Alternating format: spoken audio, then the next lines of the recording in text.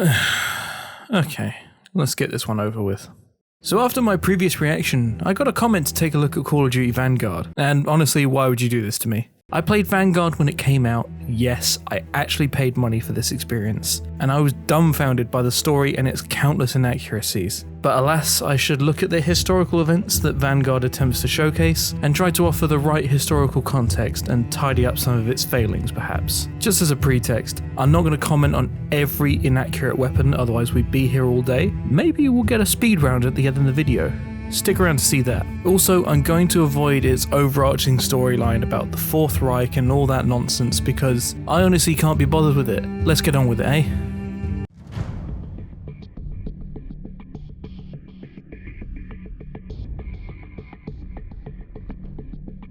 Operation Tonga.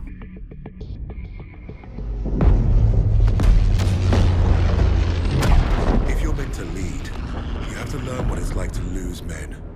To have them die trusting you. And there's only one way to learn that lesson. First time I did was on D-Day. Operation Tonga was the airborne operation undertaken by the British 6th Airborne Division as part of Operation Overlord, the D-Day landings. Paratroopers and glider-borne troops, commanded by Major General Nelson Gale, landed on the eastern flank near the city of Caen in northern France. The division was to capture two strategically important bridges over the Caen Canal and the Orne River. Once completed, the division was also tasked with assaulting the Merville gun battery, which intelligence believed could bombard the nearest invasion beach, Sword. Let's first discuss Arthur, the playable character. Now, when the trailers came out for this game, I remember seeing backlash about Arthur, people calling it woke nonsense. Now, I'm not going to dive into it that hard. However, with my own research, I found that his character is based on the real-life soldier Sidney Cornell. Born in 1914, Sidney grew up in Portsmouth in the south of England. Later, Sidney joined the British Airborne Forces, and in 1943 he attended parachute training, with his report stating that he was the best performer. Cornell was posted to the 7th Parachute Battalion as a company runner and took part in the Normandy campaign, where he was wounded 4 times but continued fighting. For his bravery, he was awarded the Distinguished Conduct Medal in February of 1945 and promoted to sergeant. He saw further action during the Battle of the Bulge and took part in Operation Varsity in March of 1945. It was during this operation, Cornell's battalion was tasked with securing the bridge in the German city of Neustadt. Prior to taking the bridge, a civilian warned Major Reed, the commanding officer, that the bridge would be blown. Reed decided to rush the bridge in an attempt to capture it before it could be destroyed. Cornell, alongside many others, died when the Germans blew up the bridge. I wanted to highlight the important story of Sidney Cornell, and to showcase that while soldiers of African descent were rare in mixed British forces, they were not unheard of. Arthur attempts to portray one of the countless thousands of British soldiers who are not of white descent, and granted it takes place in a game that severely muddles the real history, I do have to commend Call of Duty on that part though. Now, as far as the rest of the mission, let's take a look at how it tells the story of Operation Tonga. After the scattered drops of the airborne forces, as we see in game, a number would drown in flooded fields in the drop zones. Prior to D-Day, the German forces flooded a number of fields in Normandy to counter British and American airborne attacks, which resulted in a number of airborne units drowning due to the weight of their equipment and chutes weighing them down. Again, rather than talk about the inaccurate guns we find scattered around these missions, like this MP40 with drum mags, I'll save them all for the end. Later in this mission we regroup with other misdropped paras, and this whole argument is something that makes me borderline angry. Nice to see you, gents. Where do we stand? The captain didn't make it, so we're on our own now. I say we dig in and wait for the rest of the 6th Airborne to assemble. Henry said we have till dawn to destroy the artillery. If we don't, the invasion fails. So you fancy yourself the captain now? Sunup's an hour away at best. There's no time for a sit-down. Yeah, there's also no muscle and no cavalry coming to save the bloody day. The only thing we can do here is to die or try not to. Hey, you two scrapping over who's got the bigger bollocks ain't gonna solve nothing. Those German casemates aren't that far away. I think we can get to them in time. So I say we take them out. The company's scattered. We're pissing in the wind at this point. You know what's at stake.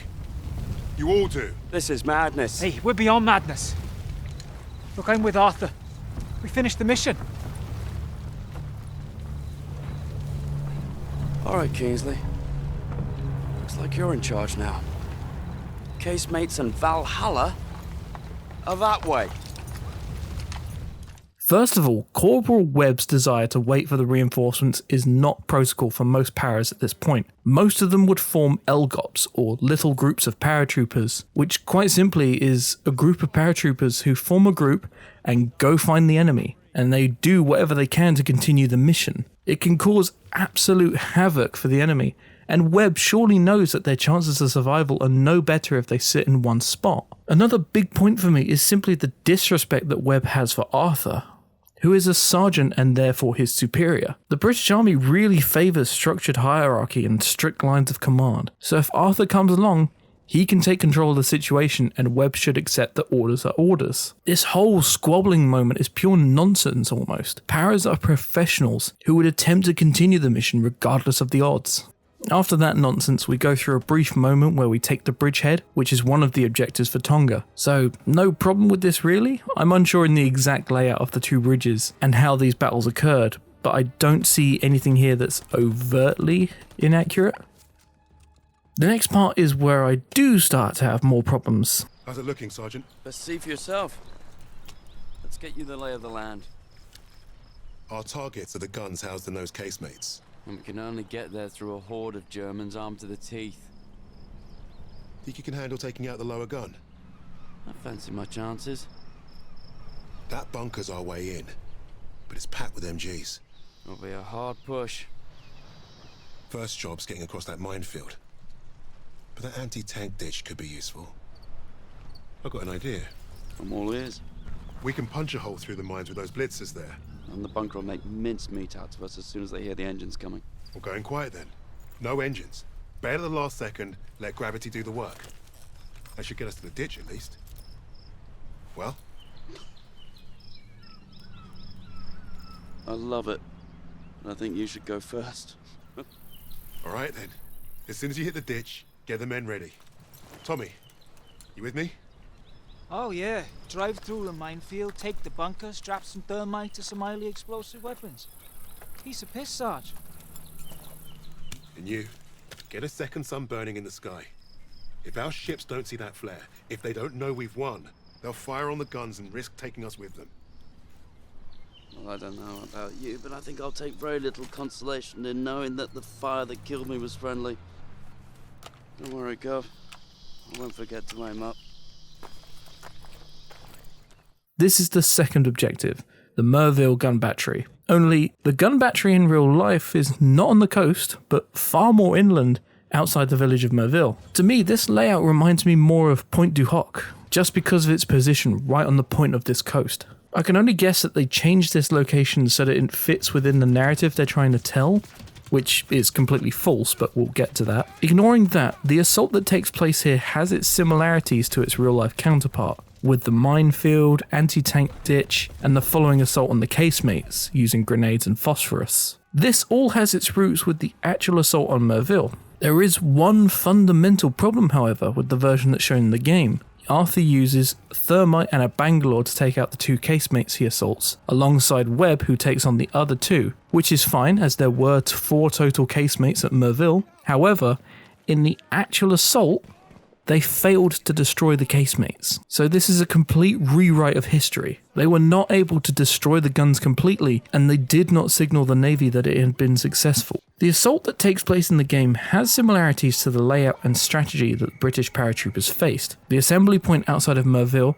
was meant to stage 600 men, including heavy weapons and equipment. However, only 150 men and no additional equipment made it due to the scattered drops. Overall, the 150 men had 20 Bangalore torpedoes and a machine gun. Mortars, anti-tank guns, mine detectors, jeeps, sappers, and a field ambulance were all missing. Lieutenant Colonel Terence Otway was in charge of the assault, and early recon had established routes through the minefield that laid in front of the battery. Once a glider that had been launched from England carrying additional troops landed on the opposite side of the minefield, Otway launched the assault and detonated explosives to form 2 paths through the outer perimeter. The German forces were alerted and opened fire, inflicting heavy casualties. Only 4 attackers survived to reach Casemate 4. Slowly they cleared Casemate 4 and the surrounding bunkers, using fragmentation and white phosphorus grenades. Once the battery was in their hands, they gathered whatever plastic explosives they had been issued to try and destroy the guns. The survivors, of which there were only about 75 out of the starting 150, left the battery to go on to their next objective, the village of La Plaine. Following this, the Germans returned to the battery, repaired the guns that had been destroyed, and a secondary attack on June 7th by the 9th Parachute Battalion was launched, but failed after German forces counterattacked with half-tracks and self-propelled artillery. The battery would remain under German control until August 17th, when the German army started to withdraw. This whole finale about signalling the Navy to stop the bombardment and secure the landing site for the invasion coming in the morning is all fabricated and creates a completely alt history version of the assault on Merville gun battery.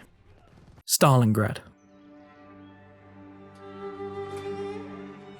Every person on this team was a hero in their own right, long before their files ever reached my desk.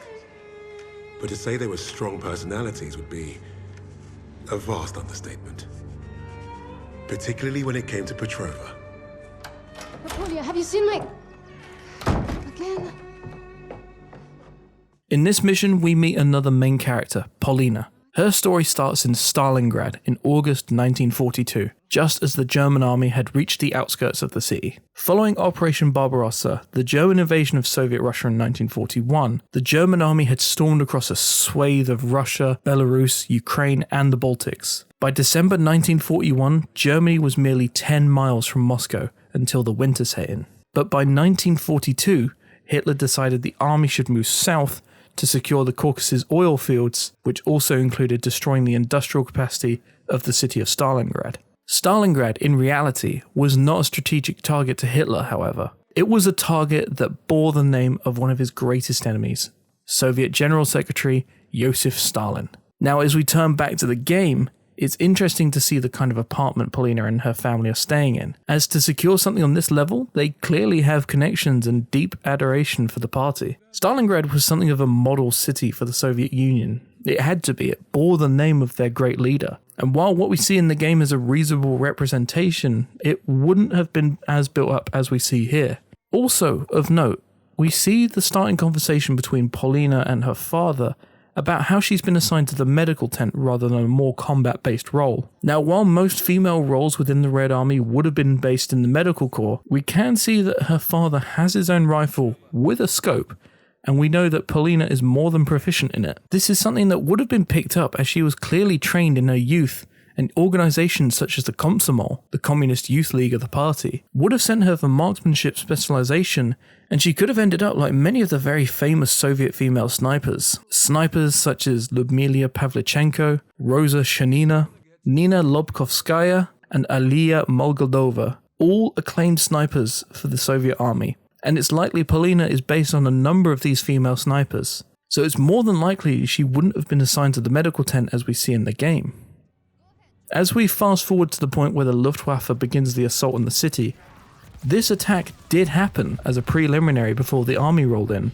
The aerial attack on Stalingrad was the single most intense aerial bombardment at that point on the Eastern Front. At least 90% of the city's housing was destroyed. However, key factories, such as the Stalingrad tractor factory, continued to operate mostly unscathed until the German army stormed the plant. There was an unforeseen drawback on the Germans' part, however, because of this heavy bombing, which was that due to the rubble and destruction, the roads were mostly unusable, so German vehicles wouldn't be able to enter the city, slowing their advance significantly. Once we awaken, we walk down these stairs, and what I find absolutely perplexing is that the German soldier doesn't seem to recognize that Paulina is wearing her uniform. Why doesn't he stop her and try to detain her, or more likely just shoot her on sight? This seems like a bit of a lazy gloss over by the developers. Then we see Germans executing civilians, which absolutely happened as the German army swept across Europe, but it was especially worse on the Eastern Front. I'm glad Vanguard gives us this moment, as it is crucial to remember that it wasn't just military combatants that died in huge numbers during the course of World War II. Civilians suffered massively. The USSR lost nearly 24 million people over the course of the war. All the result of German actions, either direct or indirect. The German forces executed civilians, starved entire cities such as Leningrad, and sent many Jews and other minorities to their concentration camps. Again, it's a grim fact, but I'm glad Vanguard at least mentions or represents these actions to showcase the evil that took place. For the rest of this mission, there isn't anything major that seems inaccurate.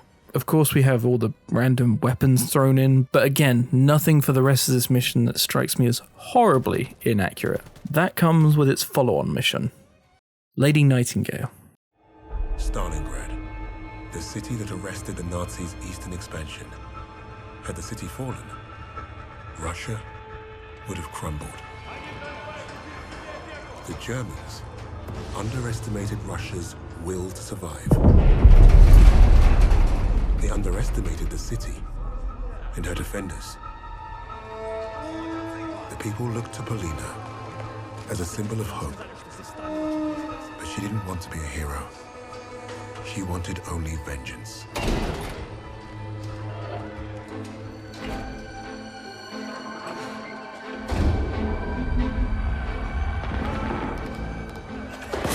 arrogance of the Third Reich was to think they could achieve what the great Napoleon could not.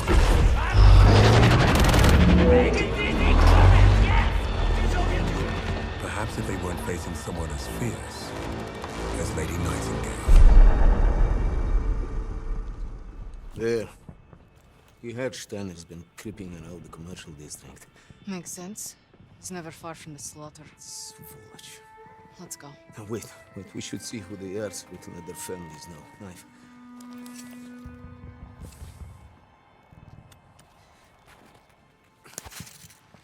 Short! That's a sniper shot. Precise. But you think They that's might be. Okay. There's more cover this way. Come on.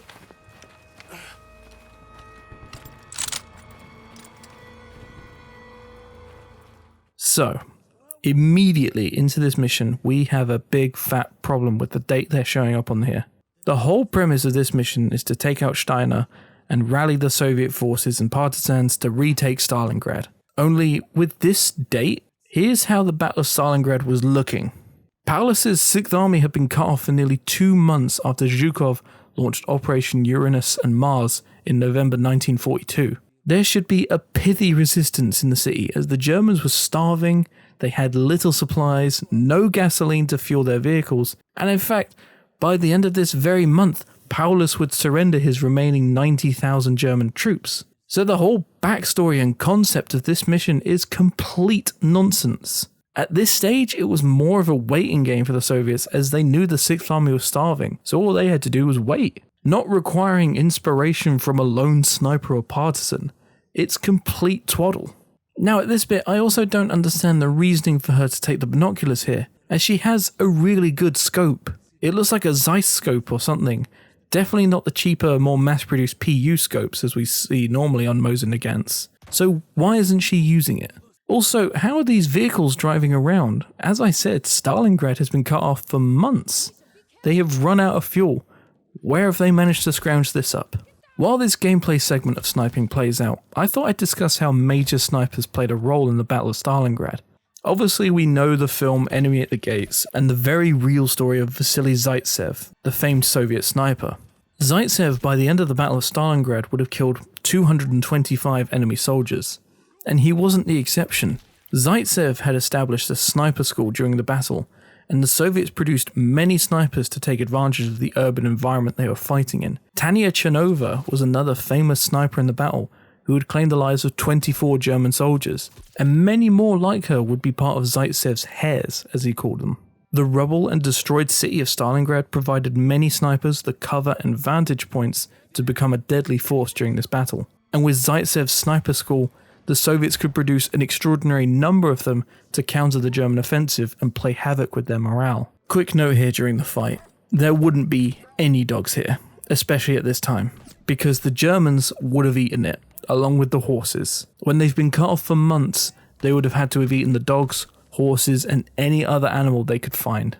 Now this scene is dumb. Ignoring the fact that Freisinger wouldn't be able to leave the city at this point, why on earth would these officers have a meeting in open ground with this many vantage points where a sniper could have easily have picked them off? As I just said, Stalingrad was famous for its sniper warfare, and there is no way in hell these German officers would be holding a meeting out in the open like this. After this scene, we get some generic sneaking around missions, eventually ending with Paulina killing Steiner. And now, she's destroyed you.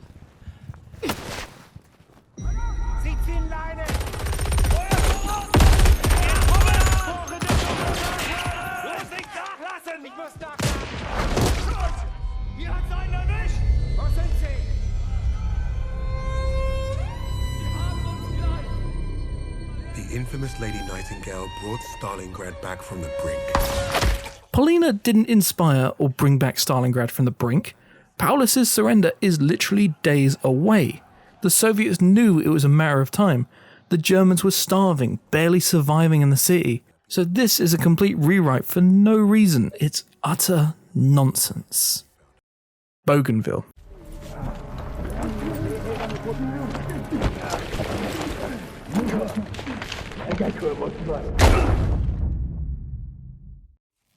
I'm starting this mission from this point of being captured because the first half of this mission is just a generic sneaking around mission, just like the previous segment with Paulina. Now I hate the first instance of the Japanese infantryman talking. It's so pointless. Do you speak Japanese? It's unlikely the Japanese soldier would have spoken English at all. Even today, only 20 to 30% of Japanese people speak English. So back in the 40s, even less likely. Also, even if this soldier does speak English, what's the point in asking if we speak Japanese? He is clearly capable of speaking English as a translator, so what's even the point? Now, let's talk 93rd Infantry. I'm glad we have these soldiers depicted in the game, but immediately there is a problem. This mission takes place in November 1943. The 93rd would not be in Bougainville until March 1944. So already they have once again messed with the timeline. Not only that, but I now have to talk about these voice lines. Oh, the colored regiment. Yep. You see any snakes or centipedes? Let me know. We'll get the cookout ready. Pilfrey, your name, son. Hope there's grits in heaven. To me, it feels like they're reducing these soldiers to almost pure stereotype. Vanguard feels like it has to shoehorn in specific pieces of dialogue that are stereotypical and tokenistic to the point where it makes me feel uneasy. Isn't it enough that these are meant to be depictions of very professional individuals who were some of the bravest and toughest men out there during the war? Instead, we have to reduce them down to this token element within the story. Also, this next line of dialogue in the sequence gets me as well. When I get the word, I want to see your best Jesse Owens. Who? Oh, means run fucking fast. So not only are these men being undermined by their poor dialogue, but Wade's character also has to be an ignorant white man in the 40s. Because that's just how all white men were back then, I guess. Wade would know who Jesse Owens is. Most Americans would know who Jesse Owens is. It's such a ridiculous piece of unnecessary dialogue written to undermine the relations between these men. Why don't we talk about the actual injustices at the time? Why don't we acknowledge the mere existence of coloured regiments in the US Army? Instead, we have to fabricate this clumsy dialogue that really discredits and does a disservice to the real men who served. Why don't we talk about how Jesse Owens was snubbed by his own president after winning at the 1936 Olympics? A man who had done his country proud was allowed to stay in mixed hotels in Nazi Germany of all places. But upon his return to his own country, he had to use the freight elevator at the Waldorf Astoria as he wasn't permitted to enter through the main doors due to the colour of his skin. Why don't we acknowledge the gallantry these men had despite every opposition they came up against? 2 men in the 93rd would be awarded Silver Stars for their heroic actions during the Battle of Bougainville. Private Isaac Sermon received 4 wounds, 1 to his neck, defending his men with his unrelenting BAR fire against a group of Japanese well over twice the number he had, and Staff Sergeant Rothschild Webb, who protected and collected the wounded when a patrol was overwhelmed by superior enemy firepower. After hiding and moving the wounded for 3 days in heavily enemy-infested territory, he brought them back to their lines. Why can't we tell these stories instead of fabricating this utter nonsense and undermining the actual actions of these brave men? It just doesn't feel right to make their story a shoehorned cry of desperation. While my main issue with this mission is the poor representation of the 93rd Infantry, the rest of this mission is again just mostly nonsense. While clearing bunkers would be a somewhat staple of the Pacific Theatre, as the Japanese would often place artillery in fortified positions inside cave systems in mountains, especially in places such as Iwo Jima at Mount Suribachi, this segment with the plane is just ridiculous. Also, I knew I wasn't going to comment on the guns as much until the end, but this mission, considering it takes place in Bougainville, has an astonishing amount of MG42s in it, instead of the actual machine guns used by the Japanese, which we see in the final cutscene segment for a mere fraction of a second. But the whole idea of getting this plane from the hangar to use it to support American divisions is just dumb. The characters during this segment get some real plot armor with them, pushing the plane out onto the airstrip to the sheer fact that they were flying Japanese colors. So how did they not get shot down by their own men once airborne? This mission just fills me with some genuine anger. This video has gone on long enough and I can't bear looking into more of these missions. So with all this said and done, why on earth did they make Call of Duty Vanguard as it is? I am genuinely dumbstruck how they can mess with the timeline of events, placing equipment where it should never be, and borderline discrediting the actual men and women who served during this war. Sure, Activision can come out and say that this was just alternate history, just to save themselves from these crucial errors, but that argument doesn't even make any sense. You are still portraying real-life events that occurred during World War II. You are still showcasing representation of real men and women who went through this period.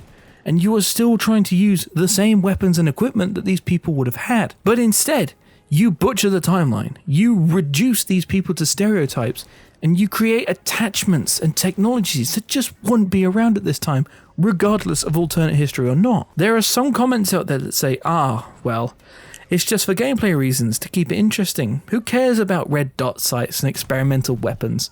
It's just for fun. But it's not that, is it? The average audience for a game set in World War II gets joy and immersion from having accuracy. They want the experiences to be like it was during the campaign they're trying to represent. They want to hear the real stories of people who served and experience the bravery and sacrifice these people made. People like the ones they've clearly used as inspiration for the game.